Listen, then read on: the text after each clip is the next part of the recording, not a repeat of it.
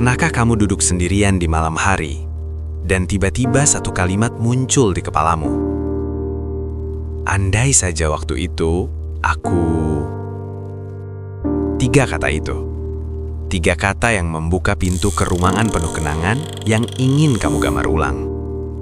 Pekerjaan yang kamu tolak karena takut. Persahabatan yang kamu biarkan pudar karena terlalu gengsi untuk menelepon duluan. Kata-kata yang tidak pernah kamu ucapkan kepada seseorang yang penting.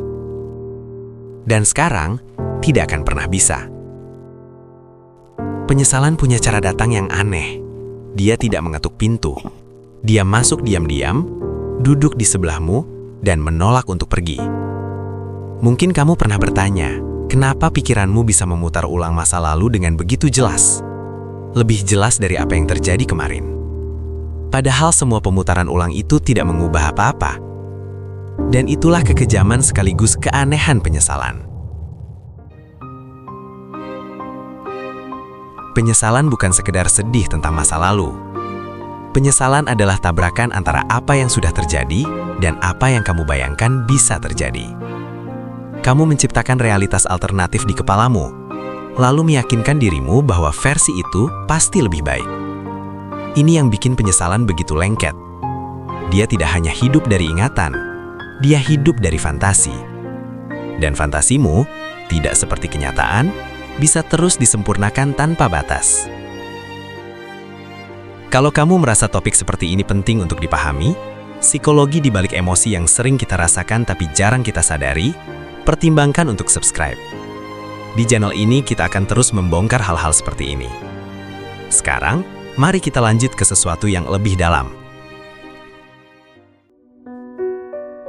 Ada satu hal yang menarik tentang penyesalan. Dalam jangka pendek, kita cenderung menyesali hal-hal yang sudah kita lakukan. Keputusan buruk, kata-kata yang menyakiti, tindakan impulsif yang berujung bencana. Tapi dalam jangka panjang, penelitian psikologi menunjukkan sesuatu yang berbeda. Yang paling menghantui kita justru adalah hal-hal yang tidak kita lakukan. Telepon yang tidak pernah dilakukan, surat yang tidak pernah dikirim, percakapan yang terus ditunda sampai akhirnya terlambat. Ini lebih berat, karena tidak ada closure. Pintunya tidak pernah ditutup rapat. Dia tetap setengah terbuka, selamanya mengundangmu untuk membayangkan apa yang mungkin terjadi. Kamu mungkin pernah berdiri di ambang sesuatu yang penting. Sebuah kesempatan, sebuah percakapan, sebuah keputusan besar. Dan kamu mundur. Kamu bilang ke dirimu sendiri, nanti masih ada waktu. Ternyata tidak ada. Tapi di sini ada sesuatu yang jarang orang sadari. Penyesalan itu sebenarnya bukti bahwa kamu pernah peduli.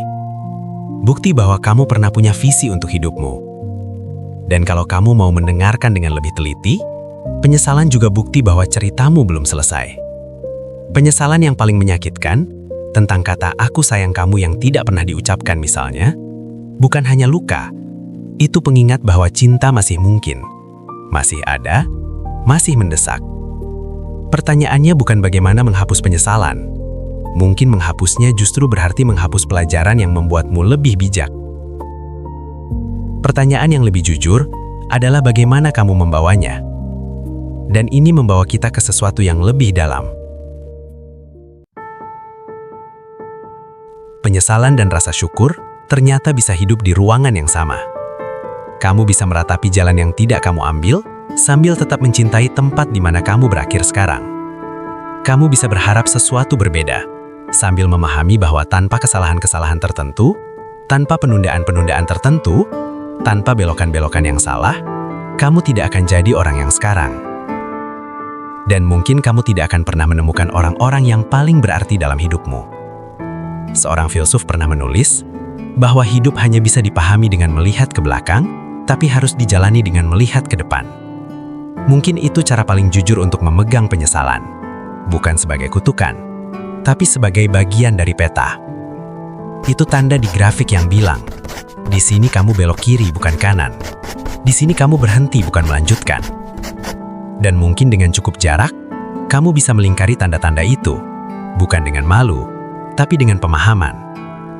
Beberapa penyesalan akan memudar jadi cerita yang kamu sampaikan dengan senyum tipis.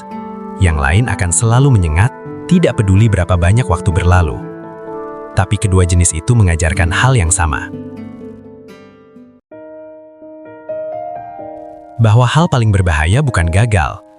Hal paling berbahaya adalah tidak pernah mencoba.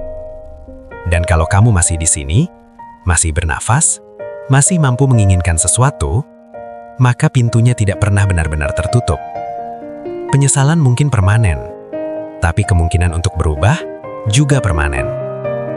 Mungkin hidup yang kamu takutkan sudah di luar jangkauan, sebenarnya masih menunggu kamu. Satu keputusan lagi.